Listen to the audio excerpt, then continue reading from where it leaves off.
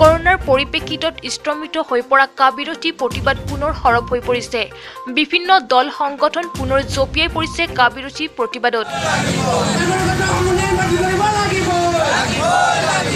আজি অসম জাতীয়তাবাদী যুৱ ছাত্ৰ পৰিষদৰ যোৰহাট জিলা সমিতিয়ে জিলা উপায়ুক্তৰ কাৰ্যালয়ৰ সন্মুখত কাপ বাতিলৰ লগতে অসমত ইনাৰ লাইন প্ৰামিত প্ৰৱৰ্তনৰ দাবীত অৱস্থান ধৰ্মঘট কাৰ্যসূচী ৰূপায়ণ কৰে। অসমবাসী ৰাইজৰ আৱেগ অনুভূতিক চূড়ান্ত বেত্যাঘাত কৰি কেন্দ্ৰৰ নৰেন্দ্ৰ মোদী চৰকাৰখনে তেখেতসকলৰ ভোট বেংক নিশ্চিত কৰিবৰ কাৰণে আজি নাগৰিকত্ব সংশোধনী যিখন বিধেয়ক এই বিধেয়কখন আইনত পৰিণত কৰিছে, যাৰ ফলত অসমবাসী ৰাইজে সমগ্ৰ অসমত আন্দোলনাত্মক কাৰ্যপন্থা ল'বলৈ বাধ্য হৈছে।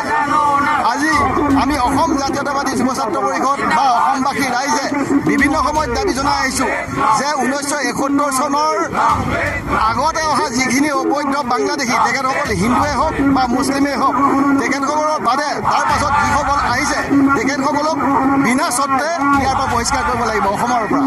তাৰ ফলতে অসম চুক্তি হৈছে।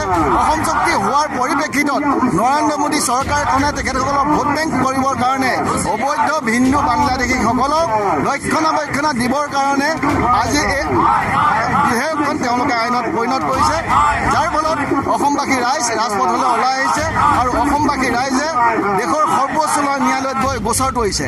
বৰ্তমান সময়ছোৱাত যি COVID-19ৰ ভয়াৱহ পৰিস্থিতি, তাৰ ফলত লকডাউনৰ পৰিপ্ৰেক্ষিতত এই আন্দোলন স্থিমিত হৈ আছিলে। পুনৰ অসম জাতীয়তাবাদী যুৱ ছাত্ৰ পৰিষদে এই আন্দোলন ৰাজপথলৈ উলিয়াই আনিছে। আজি তাৰ অংশ হিচাপে সমগ্ৰ ৰাজ্যজুৰি অসম জাতীয়তাবাদী যুৱ ছাত্ৰ পৰিষদে গণ অৱস্থান ধৰ্মঘট কাৰ্যসূচী ৰূপায়ণ কৰিছে। অসম জাতীয়তাবাদী যুৱ ছাত্ৰ পৰিষদৰ দাবী হৈছে যে যিখন জাতিজননী নাগৰিকত্ব আইন এই আইন শীঘ্ৰে বাতিল কৰক আৰু তাৰ সমান্তৰালকৈ অসমত ইনাৰ লাইন পাৰ্মিট প্ৰৱৰ্তন কৰক। এই দাবী লৈ পেলাই আজি অসম জাতীয়তাবাদী যুৱ ছাত্ৰ পৰিষদে এই অৱস্থান কাৰ্যসূচী ৰূপায়ণ কৰিছে।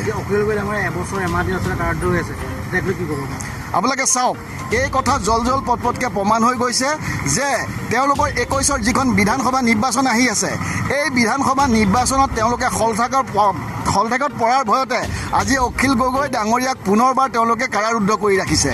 কিন্তু তেওঁলোকে যি অভিসন্ধিৰে অখিল গগৈ ডাঙৰীয়াক কাৰাৰুদ্ধ কৰি ৰাখিছে, অসমবাসী ৰাইজে এই 2021ৰ নিৰ্বাচনত ইয়াৰ প্ৰত্যুত্তৰ দিব। গতিকে অসমবাসী ৰাইজে ইতিমধ্যে স্পষ্ট হৈ বুজি উঠিছে যে অখিল গগৈক সকলো অসমবাসী ৰাইজে বিনা চৰ্তে মুক্তি দিবৰ কাৰণে দাবী জনাই আহিছে, কিন্তু তেওঁলোকে অতি ষড়যন্ত্ৰমূলকভাৱে আজি অখিল গগৈক কাৰাৰুদ্ধ কৰি ৰাখিছে। গতিকে এই ষড়যন্ত্ৰ আজি বিজেপি চৰকাৰৰ এনে ষড়যন্ত্ৰ অসমবাসী ৰাইজে ফাদিল কৰি তেখেতসকলৰ এই ষড়যন্ত্ৰ যে 21ৰ নিৰ্বাচনীত তেওঁলোক বৈতৰণি পাৰ কৰিব নোৱাৰে, তাৰ কাৰণে সমগ্ৰ অসমবাসী ৰাইজক একত্ৰিত হৈ জাতিটোক ৰক্ষা কৰিবৰ কাৰণে আমি অসম জাতীয়তাবাদী যুৱ ছাত্ৰ পৰিষদে আহ্বান জনাইছোঁ। যোৰহাটৰ পৰা পবিত্ৰ শৰ্মা ৰিপৰ্ট, প্ৰাত টাইম।